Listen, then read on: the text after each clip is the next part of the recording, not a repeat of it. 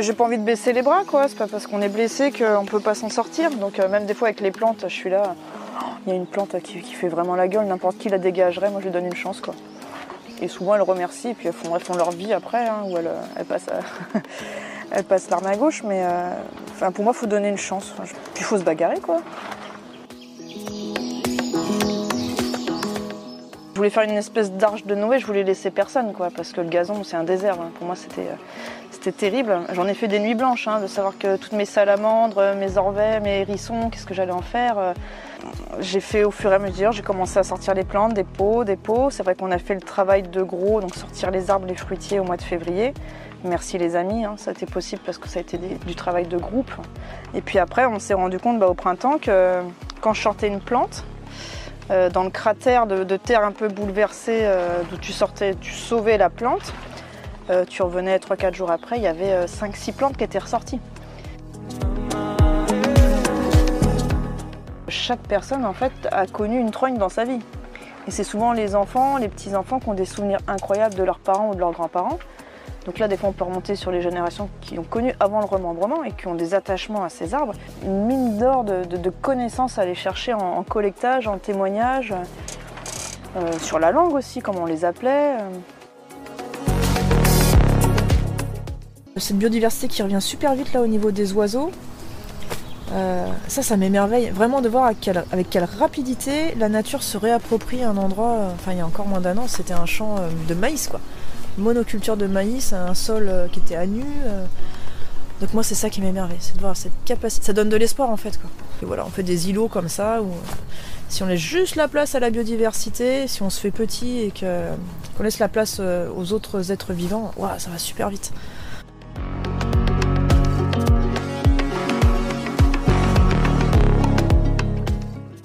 J'ai enregistré cet épisode durant l'été 2023 et il m'a fallu du temps pour faire le montage et vous le partager.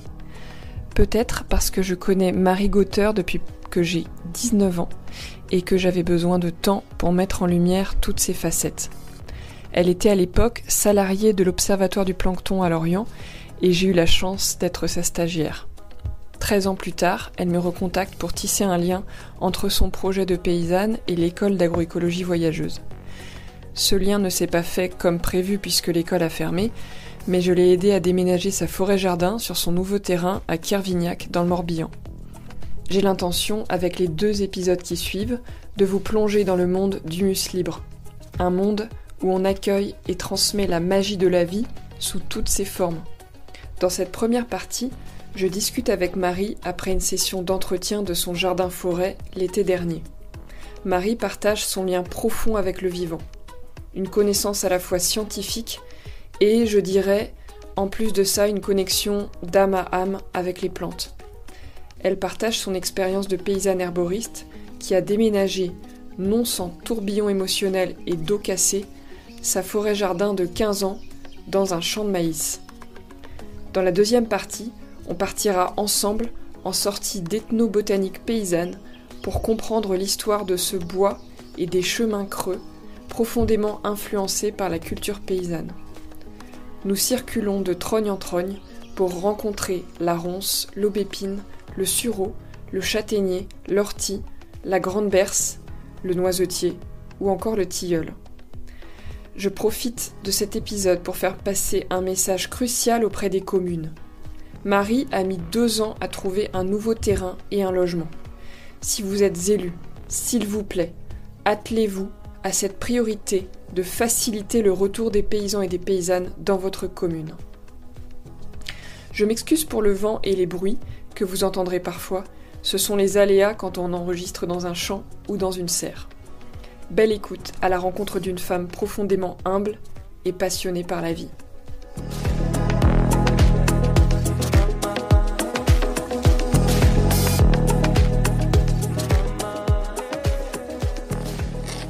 On s'enregistre. Ok. On commence quand on veut. Les oiseaux sont avec nous.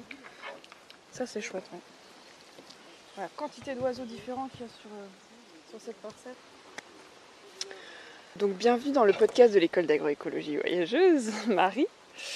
Alors j'attendais d'enregistrer cet épisode un peu comme on savoure déjà un plat délicieux avant de le déguster. Donc je suis super contente de ce moment et c'est assez difficile de te décrire, tant tu recèles de ressources et de connaissances. Mais je vais quand même m'y aventurer en commençant par notre rencontre. Donc j'ai été ta stagiaire à 19 ans quand tu étais animatrice à l'Observatoire du Plancton. Et je me souviens de marcher vers la cale pour aller pêcher du plancton et de m'émerveiller de l'observer au microscope. Je me souviens que tu m'as fait découvrir aussi comment manger des fèves. Je ne connaissais pas à l'époque. Je me souviens de l'admiration que j'avais pour toi, et j'en ai encore plus aujourd'hui, et notamment pour ton militantisme, qui était à l'époque beaucoup plus ancré que le mien. Et ouais, à l'époque, j'étais toute jeune en tant que militante écologiste. Et tu as étudié tant de choses et vécu tellement d'expériences dans ta vie, entre autres chercheuse en océanographie, guide animatrice nature, baroudeuse à travers le monde, permacultrice. Tu as travaillé dans un bureau d'études de sol, tu t'es formée au maraîchage bio et tu es aujourd'hui paysanne, herboriste, cueilleuse, productrice de plants vivaces et tu as créé Humus Libre, ton terrain de jeu pour accompagner à la création de jardins permaculturels et sensibiliser aux vivants, à l'histoire des paysages qui te passionnent. Et tu es aussi maman, ce qui est une activité plutôt prenante et passionnante. Maman solo, ouais. Maman solo. Et ta phrase favorite, c'est « La vie est une fête » ou « La vie est évolution » ou « La vie est abondance » quand je vois ton parcours. Alors déjà, comment tu te sens en regardant en arrière, en voyant ce chemin parcouru? Et est-ce qu'il y a un fil conducteur dans toutes ces expériences de vie pour toi? Comment je me sens? Je pense que je me suis déjà posé cette question au moment de devenir maman, puisque j'ai créé ma boîte quand j'étais enceinte. Tu vois, je me suis vraiment posé cette question à ce moment-là. Je pense que les hormones, puis quand tu vas mettre au monde un enfant, il y a tout ce genre de questions qui se précipitent dans ta tête. Et clairement, je me disais, je suis à une croisée entre le passé, le présent et qu'est-ce que je veux du futur, notamment pour la petite chose qui est en train de grandir en moi. Et je me suis dit, il faut que je fasse un gros gloubi-boulga de toutes ces connaissances, ces rencontres. Je vais pas attendre d'être salarié qu'on m'offre un poste où ça va être trop restreint pour tout ça, quoi. Donc je me suis dit, il faut que je crée cette boîte, donc Humus, et puis libre. Voilà, c'est un gros combo de ces rencontres, de ces expériences. Essayer d'en faire quelque chose, puis surtout de le transmettre, quoi. C'était ça le but. Et le fil conducteur, c'est vraiment l'autonomie alimentaire. Donc permettre à tout un chacun, et puis surtout aux gens qui n'ont pas forcément les moyens en fait, de se réapproprier leur nourriture, in fine leur qualité de vie, leur façon de se soigner. Et à la base une passion pour le vivant en général, parce que chercheuse en océanographie, il n'y avait pas d'autonomie alimentaire là-dedans, pas encore. Non, pas du tout. À l'époque c'était vraiment... Ouais, c'est la passion du vivant en fait. Tout est passionnant, hein, que ce soit un caillou. Enfin, moi le caillou, je le vois vivant, quoi. Donc, quand tu commences à comprendre, c'est un bien grand mot, mais allez, on va dire comprendre les échelles de temps et comment l'évolution s'est faite. Enfin, je veux dire, tout est passionnant. Hein, comment la vie s'est créée. Enfin, on est bien loin, à mon avis, de tout connaître. Mais là où j'ai eu de la chance, c'est que dans les années fin 90, quand j'ai fait mes études, il y avait tout un panel de profs qui partaient à la retraite et c'est vraiment les gars qui faisaient de la géologie, ils allaient sur le terrain, ils savaient tous les noms latins des plantes, les roches, et quelle vigne allait pousser pour donner quel vin à tel endroit, parce que quand même le vin c'était la base de la géologie. Je t'avoue que j'ai eu un déclic après quand j'ai rencontré Gérard Dussert. Là ça a été une grosse claque, quoi, sur la bioindication des plantes. Donc ça c'était il y a un peu plus de 10 ans pendant le BPREA. C'était un stage, j'y allais sans savoir qui c'était. Et le bonhomme, là, ça a été une rencontre formidable. C'est un peu comme si c'était le maillon manquant, ce qui me manquait entre le minéral et le végétal. Ouais, donc en gros, t'as fait un gros houmous avec tout ça et c'est devenu humus. Enfin, j'espère que c'est plus digeste. Composté toutes tes expériences pour créer ton entreprise, quoi. Ouais, c'est ça, ouais. Et ouais, ce que je me disais aussi en regardant le nom Humus Libre, ça m'a fait penser aussi à l'humus qu'on crée dans sa vie, avec nos tentatives, nos échecs, les choses qu'on commence et qui s'arrêtent, parce que tout a une fin. Et donc finalement, accueillir l'humus dans sa vie, c'est être libre. Parce qu'on accepte de ne pas tout réussir et ça... Ah bah ça c'est sûr. Et c'est comme ça que fonctionne le vivant, quoi. Bah oui. Puis tu dis qu'il y a une fin, mais on en a déjà discuté. Hein, n'y a pas vraiment de fin. Enfin, il y a une fin apparente, mais voilà, on a bien vu qu'un arbre mort, c'est le début de la vie et d'une vie foisonnante. Hein, donc, ouais. Mais c'est sûr que Humus Libre, c'est beaucoup d'échecs et, et c'est un terreau vivant, quoi. On s'en sert, des échecs pour faire encore plus de belles choses. Voilà. Alors, avant de parler de Humus Libre, j'ai une petite question brise-glace qui est tirée du jeu Anti-Ça-Va, qui permet de se connecter aux gens sans juste dire « Salut, ça va ». Quelle sensation ressens-tu dans ton corps, là, tout de suite ? Eh ben écoute, vu l'endroit où on se trouve actuellement, on est sur notre parcelle avec Sylvie, la parcelle des Béguines. Et il y a ce vent qui est légèrement froid, mais du coup qui te fait bien sentir vivant. Il y a le soleil de fin d'été là, d'été qui est en train de se coucher, donc c'est du pur régal, quoi. Puis de voir la vision de tout ce qu'on a accompli ces derniers mois tous ensemble là, donc je me sens bien là où je devrais être. Je suis bien là où il faut être, quoi. Voilà. Génial. Java, je peux arrêter de gratter, s'il te plaît. Et on va peut-être après se déplacer dans la serre, je me dis. Non. Ouais, on sera mieux, on aura chaud et puis. Bon, c'est des pêches du sud, j'imagine. Non, Java, t'es bien dehors. Va dehors, mon chien. Je me pose entre une aubergine et une autre aubergine. Va dehors, mon chien. Qui ressemble à la nature, d'ailleurs. Ouais, bah ouais, c'est la même famille. Hein.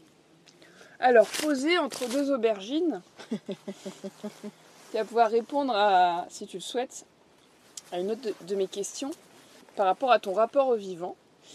Au printemps dernier, une de tes poules a été attaquée par un renard. Ouais. Et elle avait une grosse plaie béante, on voyait son os. On voyait ses organes. On voyait tous ses organes. Tout le monde disait qu'elle allait y passer. Donc il fallait l'oxyre. Voilà. Et toi, tu l'as gardée en soins plusieurs semaines à la maison. Et aujourd'hui, elle est comme neuve. On dirait qu'il ne s'est rien passé, quoi. C'est la plus belle poule du poulailler. Et elle pond des œufs énormes. Ouais. Voilà. Et bah, qu'est-ce que ça en dit de ton lien aux vivants, aux animaux, aux plantes, que peut-être tu m'avais partagé que tu avais un lien particulier aux animaux depuis toute petite. Je me sens plus proche des animaux. J'ai un respect illimité pour la vie, quelle qu'elle soit, mais toutes les formes de vie, principalement les vies animales, sont source d'inspiration. Et j'ai pas envie de baisser les bras, quoi. C'est pas parce qu'on est blessé qu'on peut pas s'en sortir. Donc même des fois avec les plantes, je suis là. Il y a une plante qui fait vraiment la gueule, n'importe qui la dégagerait, moi je lui donne une chance, quoi. Et souvent elles remercient, et puis elles font leur vie après, hein, où elles passent elles passent l'arme à gauche, mais pour moi il faut donner une chance. Je suis vraiment dans le donner une chance. Puis il faut se bagarrer, quoi. Non, cette poule, effectivement, garder ta poule pendant 1 mois et demi dans ta maison où tu vis, petite maison, c'est pas hyper confort, quoi. C'était du boulot. Mais voilà, le résultat aujourd'hui me conforte dans ces prises de position. Je ne regrette rien. Voilà. Et tous mes animaux, c'est comme ça, c'est des animaux récupérés. Moi, j'aime bien ce qui est fêlé, hein. Ce qui est cassé, ce qui est fêlé, et puis leur donner une seconde chance, ça, c'est hyper intéressant. Voilà. Comme les plants qui sont dans ce tunnel, c'est des plants de fin de marché qu'on a récupérés, tout étriqués, tout en fin d'azote. Et voilà, ils repartent, regarde, ils reverdissent là. Bon, on les a bien aidés, du compost. J'avoue, je fais pipi dans le tunnel. donc voilà, ça repart, ça reverdit. Et puis ça va marcher, il y a des petits piments partout là, regarde. Donc ouais.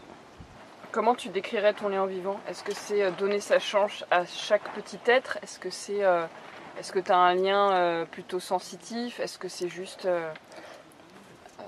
la passion aussi de connaître chaque plante, de connaître chaque animal ? Déjà pour moi il n'y a pas de petit être. Hein. J'ai un gros problème avec l'arrogance humaine qui n'arrive pas à se mettre au niveau des autres. Je pense que c'est la source de tous les maux de cette société, quoi. C'est ce problème d'arrogance. Moi, je me mets vraiment au même niveau que le cloporte, que le ver de terre. Voilà, il n'y a pas de petits, grands. Ils ont tous leur utilité. On est tellement ignorants, les êtres humains, qu'on ne comprendra jamais toute la complexité des liens du vivant. Donc c'est je crois que c'est vraiment avant tout un respect, une admiration pour tous ces liens. Sensitif, forcément. Forcément, surtout quand tu t'installes dans un lieu où tu bouges plus, où tu travailles une terre, travailler entre guillemets, mais quand tu es dans un endroit, au bout d'un moment, tu sais simplement le vent que tu as sur ton visage, tu sais s'il va pleuvoir dans les 5 minutes, tu sais ce que ça va impliquer, ta terre, tu la vois évoluer. Il y a vachement de... Tu es en osmose après avec le lieu qui t'accueille en fait, et à qui tu redonnes ce que tu peux. Et puis de toute façon, si t'es pas en osmose, tu vas aller contre et tu vas t'épuiser, tu vas te fatiguer. Donc c'est vachement d'observation. Toujours pareil, il faut de l'humilité. Et il faut accepter de se planter. Voilà, se planter, en fait, c'est quoi se planter? C'est pas mal en fait, se planter. Hein. Faut se planter pour pousser. Bah ouais, c'est ça, pour grandir, pour se nourrir. Donc la boucle est bouclée. Hein. Et puis je pense qu'il y a aussi un rapport passionnel donc au vivant, ça on l'a dit, mais à la matière. C'est passionnant de voir les cycles de la matière, c'est peut-être le côté scientifique aussi qui reprend le dessus, quoi. Mais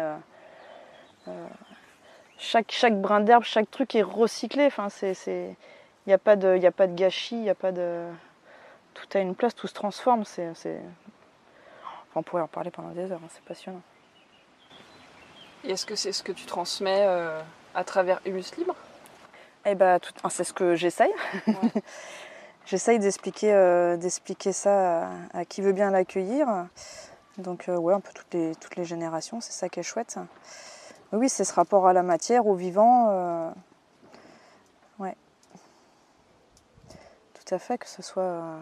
c'est vrai que je suis plus spécialisée dans le minéral, enfin, de par ma formation de géologue à la base, et puis après sur les plantes, mais les animaux, enfin tout le vivant, tout est lié, quoi. C'est ça que j'essaye d'expliquer aux gens, c'est que tout est lié. On ne peut pas compartimenter les choses, enfin, c'est des visions très, très, très humaines. Hein.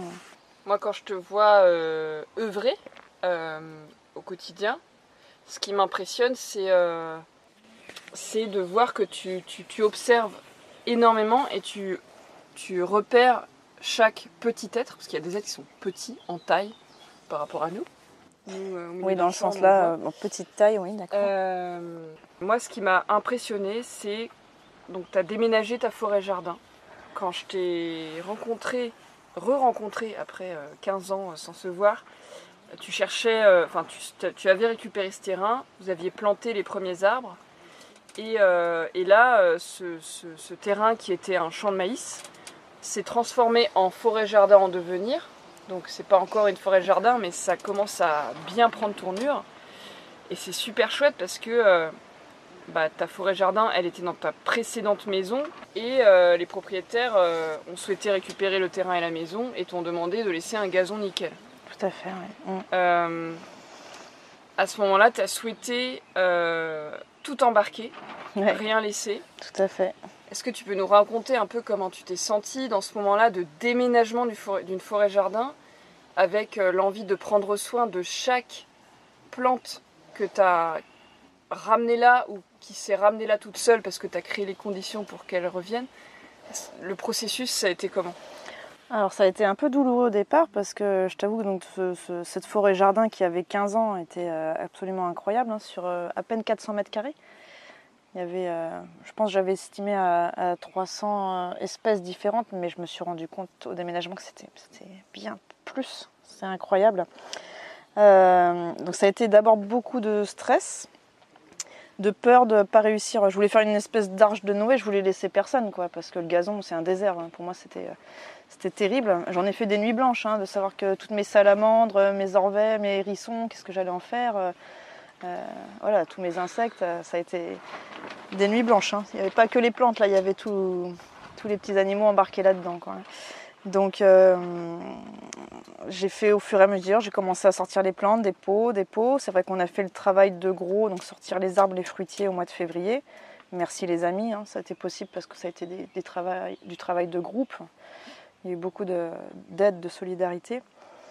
Et puis après, on s'est rendu compte au printemps que quand je sortais une plante, dans le cratère de terre un peu bouleversé d'où tu sauvais la plante, tu revenais 3-4 jours après, il y avait 5-6 plantes qui étaient ressorties. C'est-à-dire que ce jardin était tellement puissant et tellement productif que la terre nue, c'était quelque chose de... Tu sentais bien que c'était impossible. Hein. Toutes les graines qui étaient en dormance, tu avais 5-6 plantes qui ressortaient dans la foulée, et que des comestibles, des médicinales, enfin des plantes... Il avait une puissance, ce jardin. Et tu sais, quand on a fini de sortir les plantes, donc un quart d'heure avant que je rende le logement, c'était une course contre la montre pour essayer de sauver tout le monde, le lendemain, ils ont passé le bulldozer sur le jardin. Dès le lendemain. Ils ont tout rasé, les plantes que j'avais pas pu sortir. Et je pense qu'à l'heure où on parle, ils vont avoir beaucoup de mal à mettre de la pelouse parce que ces plantes-là sont tellement puissantes et ancrées. Et puis à cet endroit-là, qu'avant de sortir, d'éradiquer les bardanes, les topinambours, les chardons-marie et toutes ces plantes hyper résilientes. Et bon, ce qui est triste, c'est que je ne pense pas que ces gens auront conscience de la puissance de ces plantes, de leur utilité. Enfin, c'est un trésor. J'arrive même pas à mettre de nom tellement c'est un trésor, quoi. Mais voilà, on a sauvé, en tout cas, c'était vraiment une arche de Noé, donc j'ai pas pu sauver toutes les plantes dans le nombre, mais au moins 3-4 plantes de chaque espèce. Alors, il y avait celle, évidemment, la collection de plantes que j'ai constituée en 15 ans avec le travail d'autres pépiniéristes ou passionnés de plantes, mais il y avait aussi toutes les sauvages qui sont venues d'elles-mêmes, parce qu'à l'époque j'étais partie d'une pelouse aussi. Hein. Et toutes ces sauvages qui se sont invitées dans le jardin, que je connaissais pas à l'époque, que j'ai commencé à faire comme tout le monde, hein. Ces plantes, je les arrache.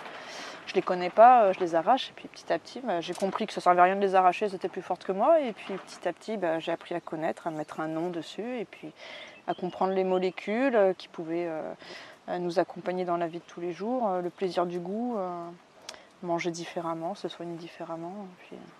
Et ces plantes, je les ai ramenées ici dans ce champ qu'on a baptisé post-apocalyptique. Et comme disait quelqu'un, un copain l'autre jour, c'est un pied incroyable de planter dans un ancien champ de maïs. Ouais, ça fait un peu la double révolution, quoi. Ah bah là, d'un côté, enfin double révolution. Tu te barres, enfin les propriétaires vont remettre du gazon. Bon courage. Et tu débarques sur un champ de maïs. Enfin, c'est quand même le déménagement de l'abondance. C'est ça. C'est quand même bravo, quoi, parce que malgré le fait qu'il fasse sec et que t'aies pas réussi à mettre, enfin, si ça n'aurait jamais été assez la quantité de plantes que tu aurais ramené, je pense, au final. C'est quand même magique de voir la transformation de ce champ. Ouais, et à quelle vitesse ça se fait. Ouais. Ça, c'est incroyable. Hein. Est-ce que tu peux peut-être nous donner des plantes que tu voyais dans ton jardin forêt d'avant, qui étaient ensemble, des consortiums, des guildes, comme tu dis parfois. Oui, on peut dire ça. Et nous parler de certaines plantes qui te viennent comme ça intuitivement et qui se sont retrouvées ensemble ici, que tu associes un peu naturellement. Alors, je tiens à dire que dans mon apprentissage, hein, j'ai fait comme tout le monde. Alors au début, voilà, à permaculture, j'ai lu énormément de bouquins. Il n'y avait pas de temps que ça à l'époque. Hein, c'était il y a plus de 15 ans maintenant. Effectivement, je faisais beaucoup de compagnonnage, je faisais attention, je consignais tout dans des cahiers. Et puis des fois, tu as des accidents de la vie. Enfin, voilà, tu peux pas faire ton potager comme tu le veux en respectant le calendrier lunaire. Tu fais comme tu peux. Puis il y a même des années où tu fais rien. Et en fait, ton jardin, il fait sa vie, hein, il n'a pas besoin de toi. Et je me suis rendu compte que les associations, alors je vais sûrement choquer certaines personnes, mais les associations, en fait, les plantes, elles le font toutes seules. Hein. C'est, en tout cas, dans ce genre de jardin, hein, on est bien d'accord. Jardin semi-sauvage, on va dire. Il y avait des zones vraiment sauvages. Ouais. Des zones que j'ai faites comme tout le monde. Si vraiment tu veux manger, oui, c'est sûr, il faut désherber, il faut, si tu veux privilégier certains légumes. Voilà. Mais sur les parties sauvages, les associations se faisaient d'elles-mêmes. Hein. Alors, des associations spécifiques, là, comme ça, j'en ai pas vraiment en tête. Là, moi, j'ai vraiment travaillé par obligation sur des plantes qui résistent à la sécheresse. Parce que là, j'avais que la récupération d'eau de pluie sur ce terrain. Et puis c'est un terrain très séchant, hein. C'était limono-sableux, donc très drainant.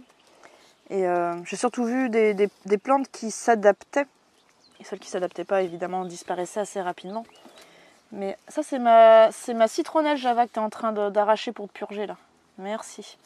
Java, c'est le chien. Donc j'ai vu plutôt des cortèges de plantes qui... Moi, j'ai vu de la sororité plus que ça. Vraiment les couvre-sols, celles qui se mettent à l'ombre, Celles qui sont des valeurs sûres sur une sécheresse comme l'année dernière, où j'ai vraiment pas du tout arrosé, il y a des plantes qui se sont vraiment révélées, quoi. Et plein de cortèges qui se mettent autour, en dessous, couvre-sol. Aujourd'hui, tu vois, comment tu les as replacés? Est-ce que c'est de l'intuition? Alors il y a beaucoup d'intuition, et puis c'est aussi parce que quand on a déménagé ces plantes, j'ai essayé de prendre le maximum de terre, parce que je sais que c'est une réserve de graines en dormance. Et en fait c'était rarement un pot. Enfin, je te dis, il y a une telle densité de plantes et de biodiversité dans ce jardin que quand tu veux prendre une plante, mais en fait tu en as 10 dans un tout petit pot, quoi.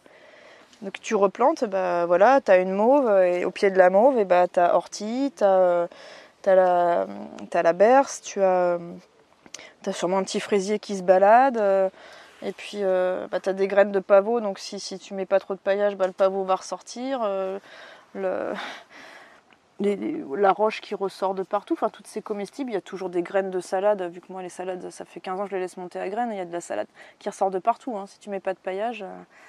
Les tétragones. Ce qui est génial, c'est que tout se mange.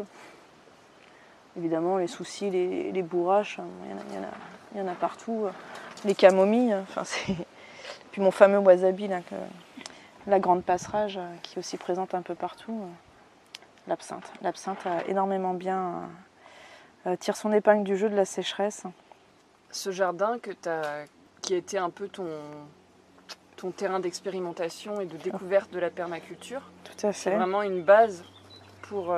Il y a eu de l'humus qui s'est créé là-bas, ça t'a permis aussi de créer Humus Libre, de prendre confiance dans le vivant et dans la capacité de chacune à créer un jardin.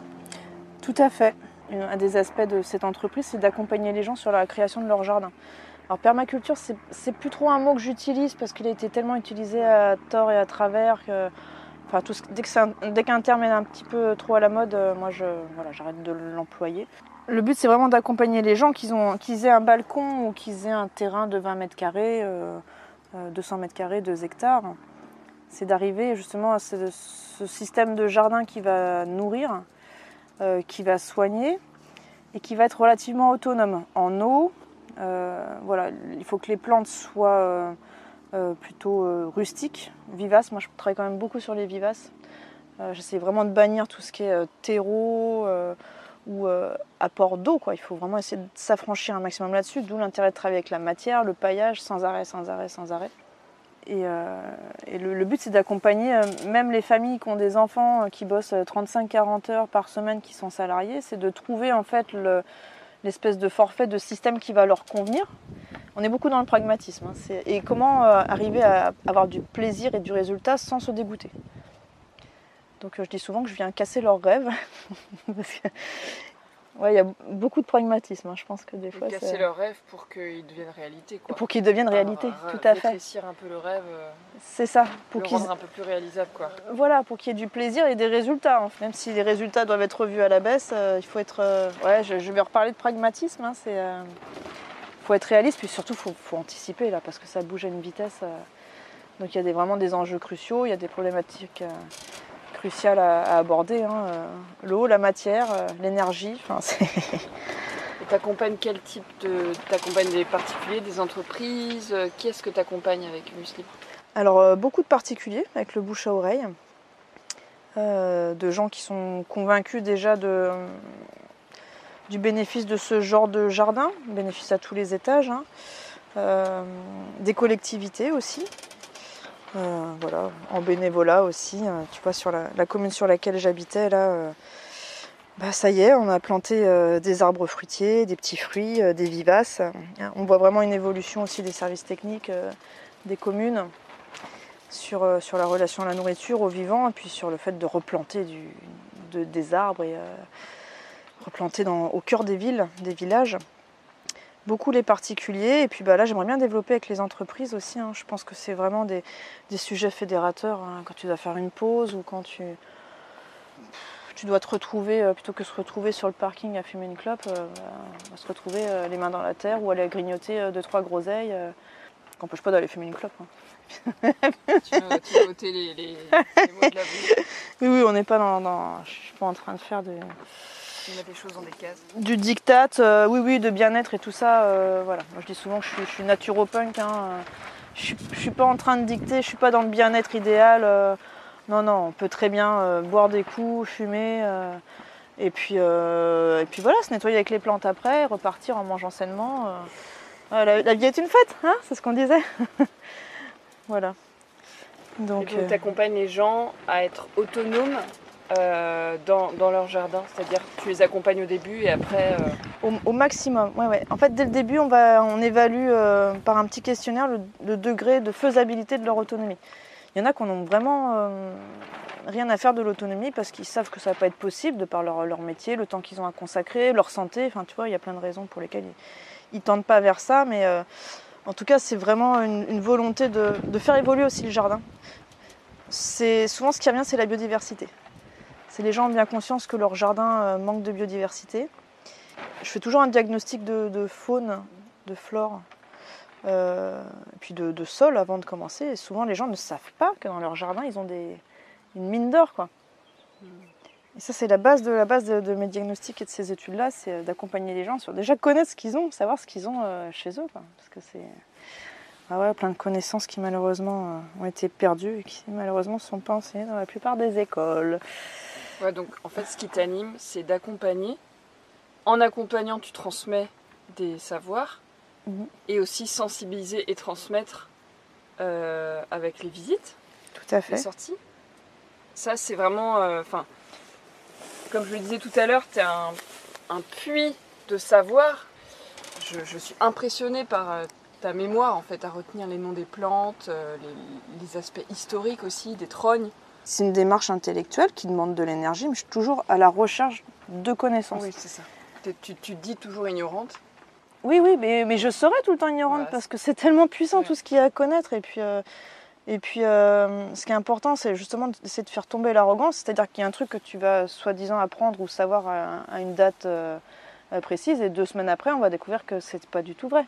Et on le voit avec l'évolution, on le voit avec la découverte, les progrès de la génétique et tout ça. Tout ce que j'ai appris pendant mes études, ça a tellement évolué. Donc, et je pense surtout que cette évolution de connaissances, elle est jouissive et possible parce que quand je fais des sorties nature, justement, je me place pas en la personne qui va parler, puis vous m'écoutez. J'essaie vraiment d'inviter les gens à faire un partage. C'est-à-dire que tout le monde a des connaissances. Si tu parlais des trognes là, pour moi, c'est de l'ethnobotanique. C'est-à-dire que oui, il y a des connaissances scientifiques, etc. Mais après, chaque personne, en fait, a connu une trogne dans sa vie. Et c'est souvent les enfants, les petits-enfants qui ont des souvenirs incroyables de leurs parents ou de leurs grands-parents. Donc là, des fois, on peut remonter sur les générations qui ont connu avant le remembrement et qui ont des attachements à ces arbres. Là, il y a une mine d'or de connaissances à aller chercher en collectage, en témoignage, sur la langue aussi, comme on les appelait, le rapport qu'ils avaient. Peut-être tu peux rappeler ce qu'est un trogne, parce qu'il y a des personnes qui vont écouter qui ne sauront pas, je pense. Ah, la trogne. Donc les trognes, c'est une technique, en fait, une manière de conduire l'arbre qui existe depuis que l'homme s'est sédentarisé, donc néolithique, qui consiste à tailler l'arbre sans le tuer, tailler l'arbre pour se fournir en bois de chauffage, en fourrage pour les animaux, pour la vannerie, etc. Donc c'est vraiment utiliser l'arbre à des fins, en respectant sa biologie, en fait, son cycle naturel. Donc l'homme a fait ça pendant des millénaires. C'est une taille assez drastique. Alors ça peut être vu comme ça, effectivement. Trogne, c'est un étêtage, il y a différentes manières de conduire. On peut conduire quasiment tous les arbres en trogne, à part les conifères et encore.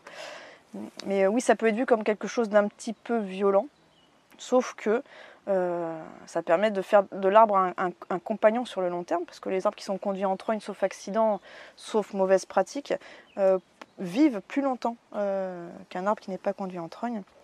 Et c'est vraiment un arbre paysan qui accompagne les paysans depuis la nuit des temps. C'est passionnant de voir tous les usages qui sont faits.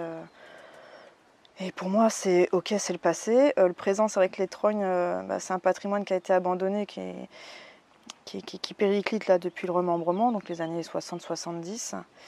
Mais c'est surtout l'avenir, quoi, en agroécologie. Ceux qui s'en sortiront, c'est ceux qui feront ce genre de pratique. Ça, j'en démords pas, là, j'affirme. Là. Et tu vas en planter d'ailleurs. Ah il y en a déjà plein. On a refait donc sur ce champ post-apocalyptique de maïs. C'est la première chose qu'on a faite, c'est de remettre 4 haies On a fait des trognes par la force des choses, parce que comme on les a sortis de mon terrain, on a un peu coupé les racines, donc tu coupes le houppier, tu rétrécis pour donner une chance à l'arbre. Ils sont tous repartis. Et puis là, ils nous font merci, merci, merci. Donc les frênes, les aubépines. Donc actuellement, les trognes sont... C'est des bébés. C'est des bébés. Des bébés trognes. Ils font la taille d'un matou, quoi. Ouais, pour la plus... Ouais, ça dépend. Oui, c'est des jeunes. On aurait pu attendre un peu avant de les trogner, mais bon, là, il fallait faire dans l'urgence, c'était un peu de sauvetage.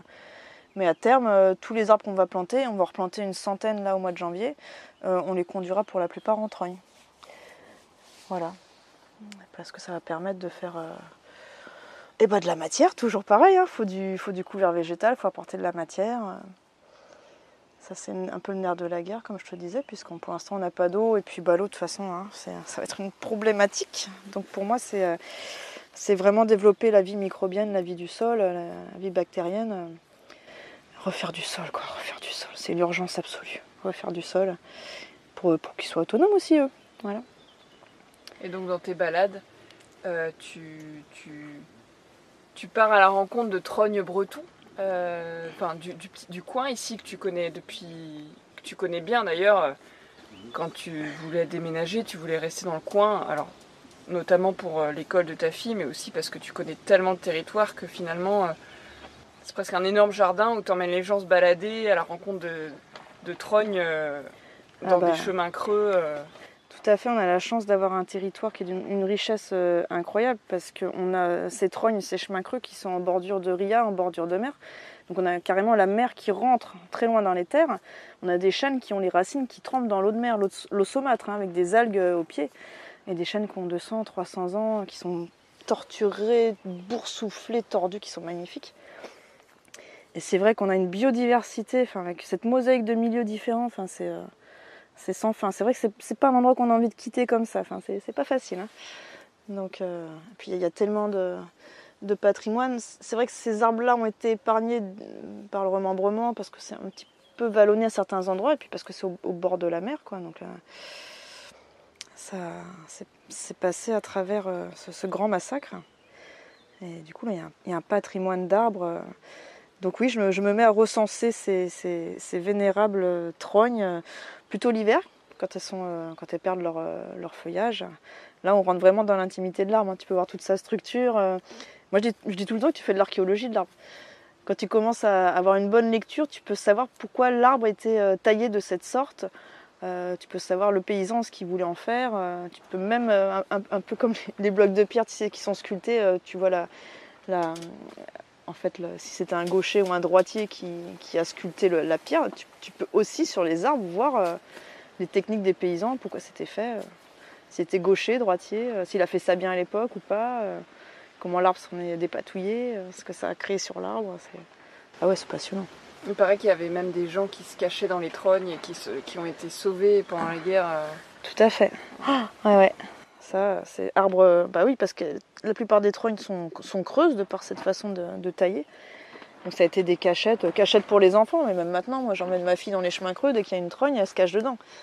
Et ça, je veux dire, il y a combien de centaines d'années que les enfants se cachent là-dedans, quoi. C'est un geste ancestral qui n'a pas d'âge. Et est-ce que tu peux nous parler un peu de ta passion des algues ? Parce que c'est aussi... voilà, j'ai fait une sortie avec toi, on a terminé... Et tu as survécu. J'ai survécu et surtout je me suis léché les babines. C'est pas trop ça l'expression, mais en tout cas j'ai mangé du beurre d'algues, des haricots de mer à la poêle. C'était exquis vraiment ce repas à la Maison Glaze. Est-ce que tu peux nous raconter... pourquoi tu t'invites les gens à découvrir les algues ? Parce qu'il y a personne sur Terre ne sait cuisiner les algues, très peu de gens. Bon, en Asie, beaucoup, mais c'est vrai qu'en Europe, c'est pas répandu. Déjà, j'étais en train de me dire, je crois qu'il y a des sujets qui sont vraiment hyper intéressants, parce que c'est un peu les mal aimés du public. Là, on vient de parler des trognes, tu vois, c'est des arbres qui sont boursouflés. J'aime bien ce qui est tordu et ce qui n'est pas forcément populaire ou qui n'est pas dans la lumière. Merci. Parce que... Oh, ça va, t'as poussé droit, toi. Non, mais c'est vrai, voilà, Les trognes, tu vois, il y a plein de gens qui sont là, ouais, c'est boursouflé, ils ont l'air malades, ils sont creux, ils sont cassés, ils sont en train de mourir. Non, ils sont pleins de vigueur, ces arbres. C'est de voir la beauté dans quelque chose qu'on estime laid ou en mauvaise santé. C'est ça, ouais. Et les algues, c'est pareil, quoi. C'est pas, y a plein de gens, pour les algues, c'est gluant, ça pue, c'est sur ça pollue, les algues vertes, c'est toxique. Alors, je précise qu'il n'y a aucune algue de toxique. Donc la passion des algues, elle est venue, mais alors pas parce que j'ai fait des études d'océanographie, parce que c'était plus de l'océanographie physique. C'est venu toujours pareil, dans cette volonté d'être dans l'autonomie alimentaire. Et la chance fait que j'habite à 10 minutes de la plage, quoi. Et puis de savoir, c'est de comprendre pourquoi cette manne en fait n'était pas utilisée d'un point de vue culturel en Bretagne. Pourquoi les Bretons connaissent quasiment pas les algues. Pourquoi c'est pas depuis des siècles et des siècles dans la culture culinaire. Et puis en fait, dès que tu commences à t'intéresser aux algues, tu te rends compte que c'est un aliment mais magique, extraordinaire. C'est moi ce que j'appelle un super aliment. Donc c'est quelque chose qui va vraiment te nettoyer, tu n'as pas besoin d'en manger beaucoup. Il y a quasiment tous les vitamines, les sels minéraux, les oligo-éléments. C'est à portée de main. C'est une croissance végétale qui est relativement rapide. Donc c'est aussi des puits de carbone. Bon, on en parle énormément. Donc des puits de carbone, c'est le meilleur puits de carbone en rapport de rapidité de croissance végétale et de séquestration du CO2 dans les sédiments. C'est ce qu'il y a de plus rapide. C'est aussi le premier fournisseur d'oxygène au monde. On parle souvent de l'Amazonie, certes, les arbres, certes, mais les algues, donc micro-algues et macro-algues, les forêts sous-marines sont vraiment les premiers producteurs d'oxygène au monde, donc a fortiori de pompes à carbone. Mais pour en revenir au côté alimentaire, tu peux vraiment nourrir des gens. Alors, je ne dis pas qu'il faut manger que ça, évidemment. Il y a des taux de protéines qui sont ultra intéressants. Je veux dire, on est en 2023, on est bientôt 9 milliards, tout le monde ne va pas pouvoir manger de la viande, il va falloir les nourrir, tous ces êtres humains. Les algues, c'est vraiment une solution d'avenir. Je ne vois pas comment on pourrait s'en passer, surtout sur le littoral, que ce soit en récolte sauvage ou en culture, tout à fait. Pour moi, c'est vraiment l'aliment de l'avenir, quoi. Il y en a une que tu as envie d'évoquer et une petite recette qui va avec, par exemple. Écoute, moi j'aime bien les laminaires. C'est donc ces algues un peu mystérieuses que l'on ne découvre à pied, en tout cas que lorsqu'il y a des gros coefficients, donc vivent haut. Dans lesquels les sirènes se cachent. C'est ça, les sirènes, les phoques aussi. Bon, c'est un peu pareil des fois. Donc c'est ces grandes algues là qui sont assez mystérieuses, qui font des grandes lanières, là, c'est très très beau.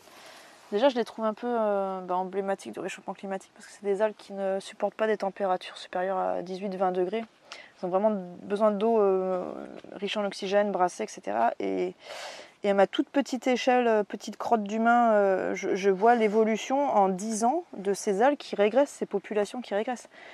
Donc moi, je constate à ma toute petite échelle le réchauffement, l'évolution du littoral. Donc j'aime bien ces algues parce que déjà c'est des bons bio-indicateurs, clairement. Et puis donc on les appelle les laminaires, mais le nom japonais j'aime bien, kombu qui veut dire bonheur. Et puis c'est des algues, quand tu les fais sécher, après tu peux vraiment les utiliser de plein de manières différentes. Et elles sont très riches en umami, la 5e saveur. Et c'est vraiment un des seuls aliments, voire le seul aliment sur Terre qui a toutes les molécules qui te permettent d'allumer cette casse-plaisir, si tu veux, vraiment dans le cerveau, umami, voilà, qui est présent aussi dans le lait maternel, donc une saveur qui est universelle. Voilà. Une fois que tu as appris à les faire sécher, ça se conserve hyper bien. Puis tu les utilises au jardin aussi, voilà, tu peux en faire plein de choses. Des vêtements, des amendements. C'est le bonheur, quoi, avec tout ce qu'on peut faire avec ça.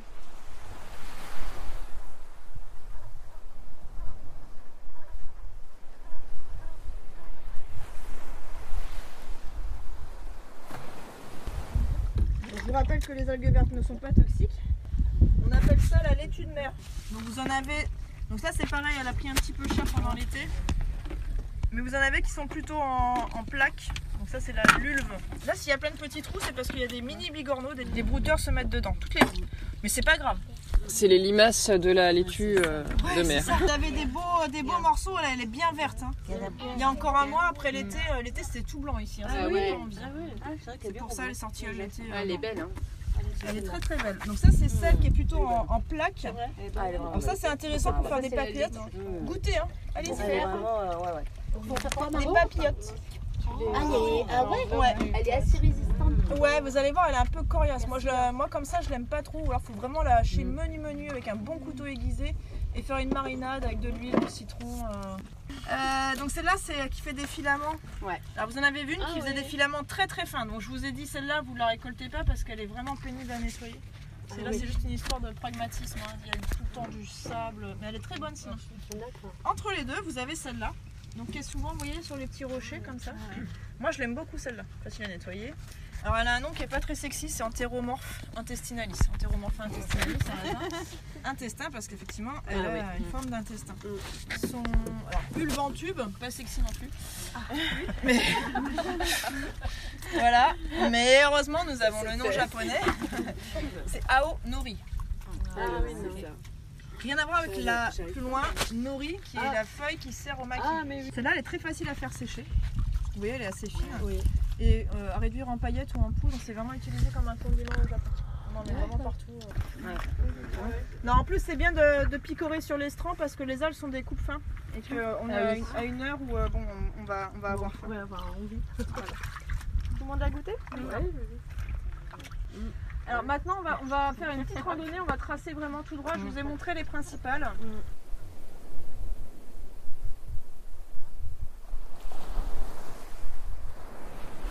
Le poivre de mer, Osmondea pinnatifida, voilà, avec cette forme de fougère, la petite fougère. Dulce poivré aussi on l'appelle. Voilà. Donc ça on va vraiment s'en servir, on va en mettre un peu dans le tartare pour relever aussi, pour l'aspect croquant. Et puis, alors celle-là vous pouvez la sécher, mais quand on la sèche, elle perd quand même de sa superbe. Enfin, le côté poivré disparaît un peu. Mais congelé, ça se fait. C'est pareil, ça perd un peu de ses qualités, mais c'est toujours intéressant. Le mieux, c'est d'en faire un beurre et de le congeler dans un récipient qui est vraiment hermétique, qui ne prendra pas le goût du congélateur ou du. Donc celle-là, ça va vraiment. On n'en a pas beaucoup, donc on va utiliser tout. Et puis, alors celle-là. Vous l'avez goûté, vous vous souvenez, retour en bouche un petit peu amer, c'est la bifurcaire, parce qu'elle fait que bifurquer. Bifurcaria bifurcata. Je sais pas si on va trop l'utiliser vu son côté amer. C'est plus sympa de la prendre au mois d'avril et on peut faire des conserves comme la salicorne. Comme elle ressemble à la salicorne, vous pouvez vous en souvenir, avec un vinaigre d'Anthony Oliero, Kermangui. Un vinaigre de cidre bien sucré, ça va bien avec. Voilà, ça va contrebalancer un peu l'amertume. Mais elle est beaucoup moins amère au mois d'avril. Voilà. Et puis après, on a toute une petite collection d'algues rouges. Donc celle-là s'appelle la bonne Maisonia. Voilà, elle est magnifique, mais on voit que le crampon a été arraché. Donc celle-là, vous l'avez goûtée, elle est aussi sympa à manger, mais elle est surtout très très belle. On pourra toujours les mettre dans le tartare pour travailler sur le croquant. Alors, il y en a une autre petite rouge là qui était très très bonne aussi celle-là. Délicieuse, qui sera très sympa dans le tartare, donc pour son petit côté croquant. Ça, vous vous souvenez, on a goûté au tout début. Ah oui, on a ramassé au le fucus, voilà, qui a un goût assez neutre, mais l'aspect croquant va mettre de la densité dans le tartare. Et puis voilà, on va mettre ça dans le tartare aussi. Et puis là, on a un échantillon de, malheureusement la dulce, il y en a de moins en moins aussi. Donc la Palmaria palmata ou les Gammapa. Ça c'est Dilsea carnosa, donc c'est la dils, beaucoup utilisée en Pays de Galles, notamment par les populations de mineurs qui carrément faisaient sécher, mettaient ça dans la poche, puis voilà. Ou dans les pains, et utilisée beaucoup pour lutter contre la disette ou les carences dans ces pays-là.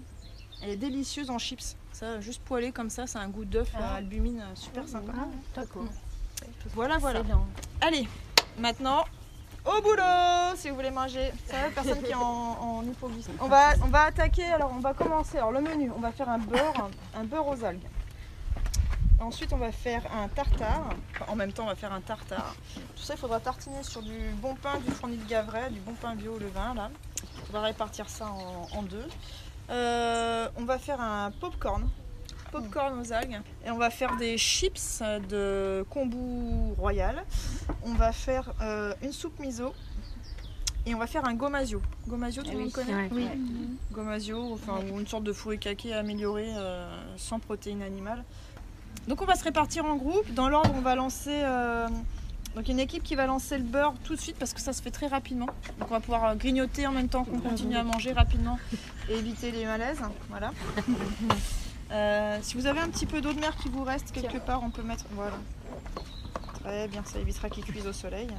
Je rappelle que c'est l'Arche de Noé, hein, d'accord? Non, j'essaie de toujours faire attention voilà, aux autres êtres vivants. Ils ont autant le droit au respect que nous.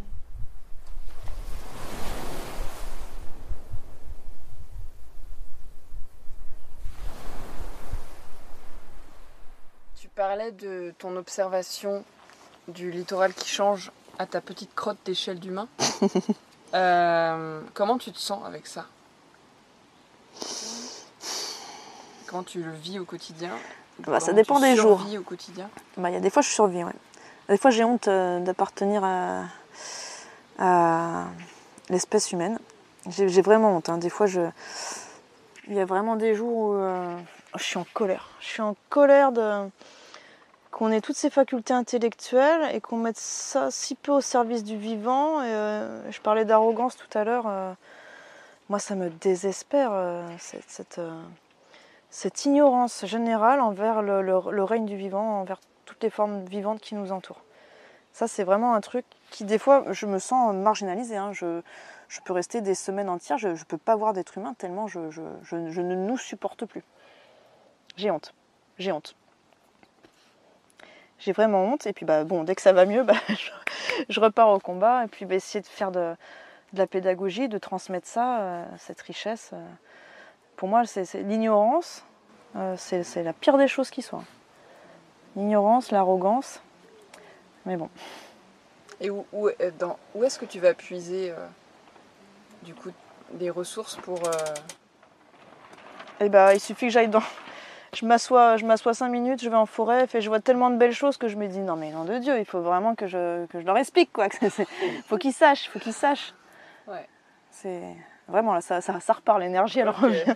Faut qu'ils sachent, c'est pas possible. C'est vraiment ça quoi.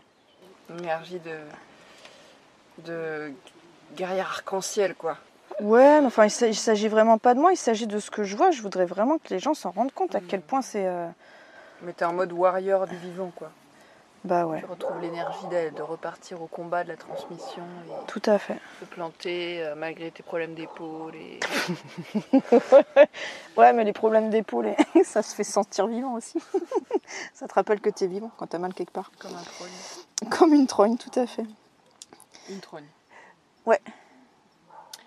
Est-ce que tu as envie de partager quelque chose à ceux et celles qui souhaitent devenir paysans ou paysannes? J'ai envie de leur dire, allez-y, à fond. Mais j'entendais dans une de tes chroniques le mot sacerdoce. C'est un sacerdoce. Il faut vraiment savoir que ça va être dur. Je pense que maintenant être paysan, c'est vraiment un boulot. Ça a toujours été un travail de dingue. Hein. Mais il faut être ultra performant surtout. Il faut vraiment se former en amont. Moi j'ai envie de dire ne vous lancez pas si vous n'avez pas travaillé à minima sur des connaissances naturalistes, notamment ce que c'est qu'un sol. Pour moi tu peux pas être paysan, mais que tu sois en élevage ou en végétal, en production végétale, il faut connaître ce que c'est que le sol. C'est une base, on ne peut pas passer à côté, ça devrait être obligatoire en école pour les étudiants, ça devrait être vraiment obligatoire quoi. Connaître le sol, et après moi j'ai envie de dire... allez-y, lancez-vous, mais ne mettez pas tous vos œufs dans le même panier, n'y allez pas tout seul. Il faut vraiment, il faut mutualiser, il faut être fort, il faut être ensemble, quoi. Faut pas être seul dans son coin. Et il faut communiquer auprès du grand public. Il faut pas rester seul en tant que paysan. Il faut se mettre avec d'autres paysans, mais je pense vraiment que c'est important, même si ça rajoute du boulot, de la charge mentale, du temps, etc. Il faut communiquer avec le grand public, quoi. Faut pas rester entre nous. C'est important, c'est hyper important. Sinon, c'est la grande distribution qui va gagner, hein. C'est le bio de grande surface qui va gagner. Il faut être dans la lumière, même si c'est compliqué. C'est pour ça que c'est super important les gens comme toi qui font le lien et qui nous mettent en lumière, parce que nous on n'a pas forcément le temps. Quand on a fait une journée au champ de 10 heures, je peux dire qu'on n'a pas envie de se mettre devant un écran. Mais il faut qu'on ait des porte-paroles, des porte-drapeaux. Il faut des gens qui sont talentueux comme toi et qui relaient tout ça, quoi. On a besoin de vous, vraiment, des étendards. Alors justement, à propos de relais, on a très peu parlé, on va arriver à la fin de cet épisode, mais j'avais quand même envie de parler un peu de ce projet ici, parce que tu as parlé de ce terrain. Oui. Mais on en a parlé par petits morceaux. Est-ce que tu peux dire pourquoi les Béguines existent? Qui est le nom du projet ici avec Sylvie et avec d'autres personnes dans l'association. Tout à fait. Ça fait écho à ce que je viens de te dire. Donc, l'envie de s'installer en agriculture, elle date pas d'aujourd'hui. Hein. Ça fait plus de 15 ans pour des raisons personnelles ou de difficultés d'accès aux terres agricoles. Hein. Sur ce territoire, ça a été reporté. Sylvie, donc Jetherbe à la folie, c'est un coup de foudre végétal. On s'est rencontrés autour de plantes. On a su qu'on avait quelque chose à faire ensemble. Donc c'est vraiment parti de ce coup de foudre autour du vivant, et notamment de la plante. Et la volonté des Béguines, on était 3 au début, malheureusement on n'est plus que 2, puisque la troisième, Chani, a rencontré tellement de difficultés pour se loger, parce que le logement c'est aussi une grosse problématique de notre territoire, notamment quand tu es paysan, paysanne, encore plus. Ne trouvant pas de logement près du champ, à jeter l'éponge, quoi. Pour pouvoir trouver un toit pour ses enfants un peu plus loin. Donc bref, le projet avec Sylvie, c'était de mutualiser nos compétences, notre matériel, parce qu'on n'est que des femmes, donc on n'a pas forcément... puis on est plus toutes jeunes, hein, puisqu'on a la quarantaine dépassée. Mutualiser nos forces, mutualiser nos compétences, notre matériel, et de s'installer ensemble. Donc on a cherché pendant plus d'1 an, hein, ça a été la grosse galère. Et c'est finalement une municipalité, et donc surtout Madame le maire qui a pris le risque et qui s'est engagée pour nous installer, parce qu'elle trouvait nos projets vraiment inspirants. Alors notre projet, qu'est-ce que c'est? C'est ce champ, on l'a partagé en 4 parties. Donc tout est planté séparé par des haies champêtres et fruitières. Une partie que nous allons cultiver vraiment pour notre autonomie alimentaire, pour se nourrir. Une partie qui est la mienne, donc c'est la pépinière de vivaces petits fruits à destination des jardins autonomes que je veux créer. Sylvie, sa partie à elle, donc c'est vente de plants, maraîchers, vivaces et bouquets de fleurs magnifiques, comme tu as pu voir en rentrant, très colorés, et puis des bouquets d'aromatiques. C'est aussi une sorcière. Et puis une 4e partie qui va vraiment être dédiée à l'accueil du public, où on a prévu de faire un jardin qui va être documenté, sourcé archéologiquement, vraiment sur la palynologie, la carpologie, donc les graines, les pollens de ce qui était cultivé à l'époque du manoir qui est à côté, à savoir 14e, 15e. On va essayer de refaire un jardin, on essaie de faire un truc vraiment documenté, scientifiquement. Et on fait partie d'un système, d'un lieu donc, qui appartient à la mairie, manoir. De Kervignac. Je peux préciser, très bien. Donc mairie de Kervignac dans le Morbihan. Un espace dédié à la nature. Donc il y a vraiment ce manoir qui va être retapé les prochaines années. Il y a une quarantaine de ruches si je ne me trompe pas, donc les apiculteurs qui sont là. Et on est bien content d'avoir leurs abeilles qui bossent à longueur de journée de manière frénétique sur toutes nos fleurs et nos fruitiers. Et vice-versa, tout à fait. Il y a des jardins partagés pour les citoyens, et il y a un verger conservatoire là, qui vient d'être greffé d'ailleurs, arboré pommes, en pommier et en poirier. Donc voilà, c'est vraiment un lieu qui est dédié à la nature, qui est assez complet, donc c'est chouette. Bon, il n'y a pas de production animale. Nous, on mettra sûrement des moutons à un moment pour occuper une partie du champ. Et donc les Béguines, c'est une association qu'on a créée pour regrouper nos activités, nos savoirs, et puis pour permettre de faire des événementiels au public, parce que c'est vraiment un lieu qui doit être un lieu d'échange. Faire des formations, accueillir le public, montrer qu'il y a d'autres manières de cultiver, et puis transmettre aux gens des choses qui peuvent paraître toutes bêtes, mais apprendre à tailler ses petits fruits par exemple pour avoir de quoi manger. Je vois tellement de gens, je vais prendre l'exemple du framboisier, qui font n'importe quoi sur la taille des framboisiers ou la taille des fruitiers, alors qu'avec un minimum de technique, l'année d'après, tu croules sous les framboises. Des fois, c'est 3 fois rien, donc faire des petites formations comme ça pour apprendre le rapport à la matière aussi, hein, savoir faire un compost, comment pailler, avec quoi pailler. Est-ce que c'est vraiment utile d'arracher cette plante-là qu'ils appellent mauvaise herbe? Est-ce que c'est vraiment une mauvaise herbe, enfin, etc., etc. Donc à terme, on accueillera les écoles, mais aussi les EHPAD, pour que ce soit vraiment intergénérationnel. Et puis bon, la cerise sur le gâteau, c'est ce four à pain qui est magnifique, qui a été retapé. Donc le but, c'est aussi de faire remarcher ce four à pain sur des week-ends ou des semaines pour faire du pain et nourrir les gens, quoi. Voilà. Et se regrouper, partager, faire du lien autour du végétal. Et pourquoi les béguines? Alors c'est un hommage à ces communautés de femmes qui existaient 14, 15e, donc surtout dans l'Europe du Nord, Flandre, Belgique, un petit peu aussi dans le nord de la France, notamment à Paris, dans le Marais. Donc ça regroupait les femmes en fait qui étaient soit veuves, soit divorcées, soit qui avaient refusé de prendre, j'allais dire le voile, mais oui, de rentrer au couvent, etc. Et donc c'était des communautés relativement indépendantes. Elles avaient cette liberté, elles avaient le droit de se regrouper ensemble et souvent de fait c'était en autonomie ou autarcie, donc ça se passait autour d'un jardin qui servait à nourrir et à soigner. Donc c'est un hommage à ces femmes. Voilà, c'est une petite partie de l'histoire, ça n'a vraiment pas duré longtemps puisque le 15e siècle a été un siècle de pénombre. Hein. 15e, 16e, 17e en France, hein, c'était une grosse régression et c'est vrai que ces femmes ont fait cette liberté a vite été, j'ai envie de dire enflammée pour certaines, hein, voilà, mais ça a été vite... ça a vite disparu, quoi. Hein, La boucle avec les sorcières. Oui, oui. Donc c'était un hommage à cette sororité autour de la plante et puis de ces femmes qui étaient un peu les rebuts de la société aussi à l'époque, hein, mais qui avaient cette relative liberté. Voilà, le béguinage. Puis c'est béguin. On a le béguin, puis c'est le béguine, c'est le commencement, c'est le début d'une belle aventure. Voilà. Génial. Donc c'est un peu tout ça. Est-ce que tu as des messages à passer? Profiter d'un message, que ce soit un besoin que vous avez ici, où retrouver, où te trouver et trouver les dates de tes prochains ateliers. Alors, la communication étant une science à part entière,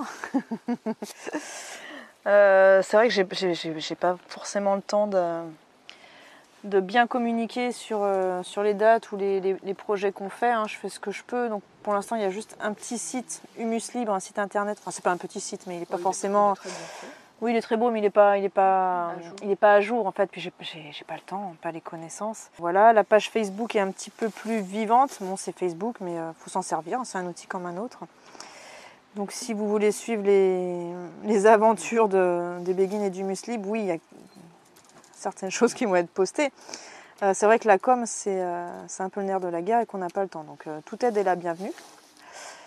Et après, moi j'avoue que j'adore organiser des chantiers collectifs. C'est toujours des grands moments de bonheur de voir ces gens qui viennent de partout, de toutes les générations, qui viennent souvent avec leurs gamins, qui au début traînent des pieds puis qui à la fin de la journée ne veulent pas repartir.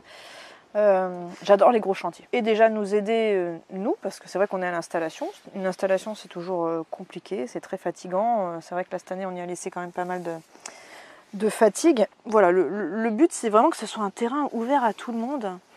Et je peux dire, quand il y a ces chantiers collectifs, mais ça fait un bien fou à tout le monde. Je pense que ça fait écho à ce qu'on faisait dans le temps. Tu sais, quand il fallait construire une maison, tout le village s'y mettait, quoi. Et puis c'était torché en un week-end et tout le monde était hyper content à la fin. Bah là, c'est pareil. Puis je pense que planter des arbres, ça fait plaisir à tout le monde, quoi. Enfin, quand tu as passé une journée à planter des arbres, tu repars de là, ouais, j'ai fait quelque chose d'utile. Donc voilà, par exemple, le prochain chantier, ce sera le 21 janvier. Il y aura une centaine d'arbres à planter. On va continuer à faire de la haie.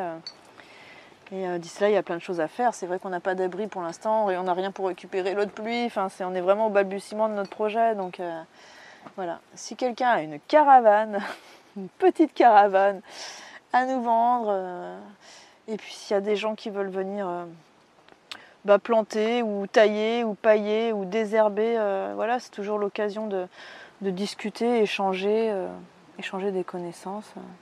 Welcome, vraiment. Enfin, degmermat, comme on dit ici. Voilà. Merci beaucoup. J'ai de la gratitude pour tout ce que vous avez créé, tout ce que tu as créé. C'est vraiment... à ta petite échelle de petite crotte d'être humain, c'est très beau et ça fait du bien en fait. Voilà. Est-ce que tu veux, pour terminer, nous dire comment tu te sens cette fin d'épisode et est-ce que tu as envie de remercier quelqu'un?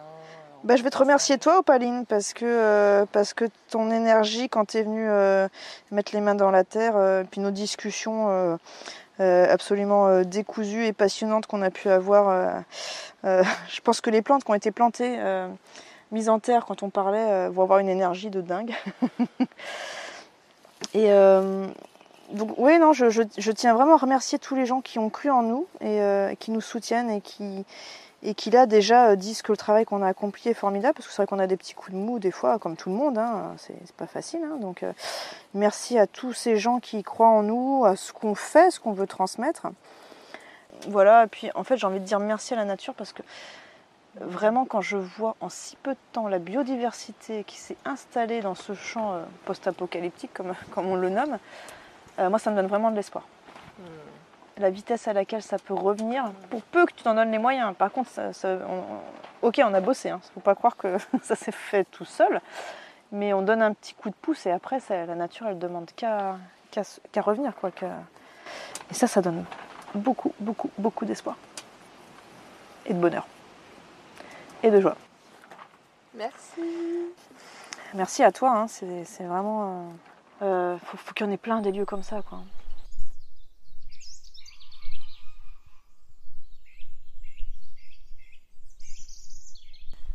Assez reconnaissante en fait, et puis je sais pas, et toi? Ouais, moi c'est vrai qu'il y a une sensation de bien-être, pas de gratitude, et puis de contribuer aussi par rapport à la nature, quoi. Faire du bien à la nature, mais se faire du bien à soi aussi, quoi. Et oui, on fait partie. Et d'avoir les mains dans la terre, c'est très agréable. Et alors, qu'est-ce que vous plantez là, comment? C'est un chêne Sissi. Cécile, vous avez planté quoi déjà?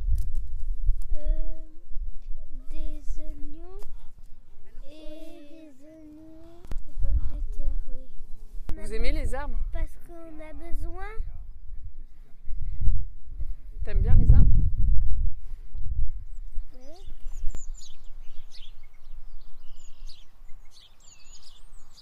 Je retrouve Marie 6 mois plus tard, en janvier 2024. Avec Sylvie, elles ont organisé le fameux chantier collectif de plantation de plusieurs haies champêtres. J'en ai profité pour interviewer Marie, rincée et heureuse, à la fin du chantier. En plantant, j'ai réalisé le projet un peu plus global, avec les chemins creux, qui sont vraiment... pour moi, je trouve ça magnifique de se dire qu'il y a 200 ans, il y avait des gens qui plantaient des arbres en se disant qu'ils faisaient exactement ce qu'on faisait là, quoi. Donc ça demande de se projeter sur du long terme et c'est un sacré projet et je pense qu'il y a plein de gens qui sont venus et qui ont pu comprendre ça, quoi.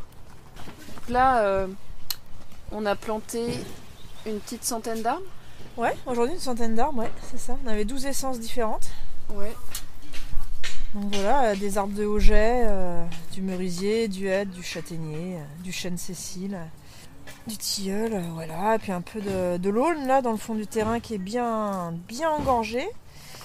Et puis des arbustes, voilà, du troène, de la bourdaine, des petits noisetiers, et puis autant d'arbres ou d'arbustes qui peuvent être greffés après, on va pouvoir s'amuser, ça va être chouette aussi, quoi. Et comment tu te sens quand tu choisis l'emplacement de chaque espèce? Tu prends vraiment du soin à choisir où chaque arbre va être. Comment tu te sens dans ces moments-là? À quoi tu penses? Alors déjà, c'est une source de plaisir indescriptible. Et après, j'essaie de penser avec mon modeste cerveau d'humain et avec le peu de connaissances que j'ai par rapport à tout ce qu'il y a à savoir. J'essaie de placer les arbres pour qu'il y ait des bonnes variations de biodiversité, tu vois, qu'on mixe entre les arbres de Auget, les arbustes, puis en fonction du sol aussi, parce que là, tu as vu le bas du terrain, après cet hiver où il a bien plu, il y a vraiment des endroits qui sont gorgés de flotte. Voilà, et puis je pense aussi à tous les animaux, les insectes, les oiseaux qui vont venir élire domicile dans tous ces petits recoins là, dans ces arbres. Puis ce qu'on disait aussi ce matin, c'est qu'on va les conduire en trogne pour la plupart, ces arbres-là, quoi. Donc c'est se projeter sur la taille qu'ils vont donner, comment on va pouvoir tirer bénéfice. C'est une façon de parler, mais oui, l'arbre il va nous rendre plein de services. Ouais, puis c'est aussi en fonction des parcelles qu'on cultive, parce que Sylvie fait pas la même chose que moi. Ouais. Donc elle, tu vois, elle voulait vraiment pas trop d'arbres de haut jet avec un système racinaire qui pourrait perturber ses cultures, qui sont plus annuelles, plus superficielles. Elle a vraiment besoin d'eau, enfin il ne faut pas qu'il y ait de concurrence, donc elle était un petit peu plus en demande d'avoir des arbustes. Voilà, moi ce qui m'intéresse plus c'est le haut jet, mais bon, ce ne sera pas des arbres de... Si, on va en laisser quelques-uns en forme libre, quoi. Notamment avec ma petite, j'ai envie de planter deux tilleuls, quoi. Mais Et comment t'imagines ce lieu dans 20 ans? Toi, t'en auras 63. si je suis encore là, j'espère voir des chemins. Des chemins qui permettent de serpenter sur c'est une petite parcelle, hein, c'est que 1,4 hectare, hein, mais d'aller au cœur de la parcelle, découvrir toute la mosaïque d'écosystèmes qu'il va y avoir, quoi. Et se perdre dans ces petits chemins, prendre du plaisir, déambuler à l'ombre. J'ai vraiment hâte de voir comment la biodiversité va se réapproprier ce champ. Et puis comment les humains aussi vont s'approprier ce champ, tout ce qu'on va pouvoir faire comme formation, le greffage, la taille, les plantations, des essais sur qui va ensemble, ce qu'on peut faire, les étagements, les associations, enfin ça... Je le vois vraiment comme un lieu ultra vivant où il y aura du passage tous les jours, qu'il soit animal ou humain, quoi. Justement, j'ai une dernière petite question et puis après on va aller rejoindre les autres qui sont en train de ranger. Comment tu envisages, est-ce que tu vois des limites, des espaces où la biodiversité sauvage, le gibier notamment, ne pourra pas venir et des espaces où il sera autorisé à aller? Alors, dans le projet, il y a quand même de clôturer la parcelle. Parce qu'on est quand même entouré de bois, qui est très très giboyeux. Donc malheureusement on a bien vu déjà là cet été que c'est pas compatible avec les arbres, avec les cultures. Enfin, moi, je me suis fait ravager tous mes framboisiers, les lapins sont venus manger tous les petits fruits, et puis les chevreuils ont fait des belles trognes, hein. Sur toute la partie basse du terrain, t'as pas un seul frêne qui a pas été mangé ou un érable qui a pas été grignoté. Donc si on veut quand même que ces arbres s'épanouissent, puis même nos cultures à nous, hein, si on veut croûter, hein, voilà, va falloir clôturer. Donc oui, on va mettre des limites, des barrières physiques. Oui, on va couper les routes. On les voit bien, les routes, les passages de faune, les coulées, on les voit, quoi. Mais en contrepartie, on va vraiment laisser des espaces sauvages. Enfin, t'as bien vu là avec les tariers, ces oiseaux qui deviennent très très rares, parce que la prairie elle est en jachère et qu'il y a plein de zones. Donc on va trouver un juste milieu pour cohabiter tous ensemble et voilà. C'est quoi les 2 derniers trucs qui t'ont émerveillé sur ce terrain? 2 ou 3 choses que tu as observées, qui t'ont... Ah bah aujourd'hui c'est clairement j'ai trouvé des crottes. Crottes de sanglier. Même si le sanglier m'a un peu fait tourner en bourrique cet été, je me suis émerveillée en voyant un gros bousin de sanglier. Et ce matin une crotte de renard. Ces oiseaux, cette biodiversité qui revient super vite là au niveau des oiseaux, ça m'émerveille vraiment de voir avec quelle rapidité la nature se réapproprie un endroit. Enfin, il y a encore moins d'un an, c'était un champ de maïs, quoi, monoculture de maïs, un sol qui était à nu. Donc moi c'est ça qui m'émerveille, c'est de voir cette capacité, ça donne de l'espoir en fait, quoi. Voilà, tu te dis que la nature elle est résiliente avec une telle puissance. Et moi ça me donne de l'espoir, ça me donne envie de continuer, de me dire que voilà, on fait des îlots comme ça où si on laisse juste la place à la biodiversité, si on se fait petit et qu'on laisse la place aux autres êtres vivants, ça va super vite.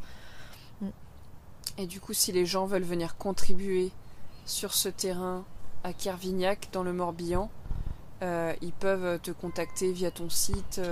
Ouais, tout à fait, via la page Facebook. C'est le seul truc qui est régulièrement mis à jour. via le site aussi. Et puis oui, là on est en train de finir de monter l'association. Donc on veut vraiment que ce site, les gens s'approprient, tous les publics s'approprient ce lieu. Parce que clairement, on plante les arbres, c'est pas pour nous, c'est pour les générations futures. Et il y a besoin de monde pour en prendre soin. Pour en prendre soin, tu vois, aujourd'hui il y a plein d'enfants qui sont venus planter leurs arbres, qui ont mis leur nom sur les tuteurs. J'espère que ces mouflets là ils vont revenir dans un mois, dans un an, dans 10, voilà. Et peut-être qu'ils reviendront avec leurs enfants. Moi c'est ça qui me fait vraiment qui me fait kiffer quoi. C'est de me dire que ces gamins ils vont revenir ou pas d'ailleurs, mais qu'on plante pas ça pour nous quoi. Ouais, moi c'est ça, le bonheur.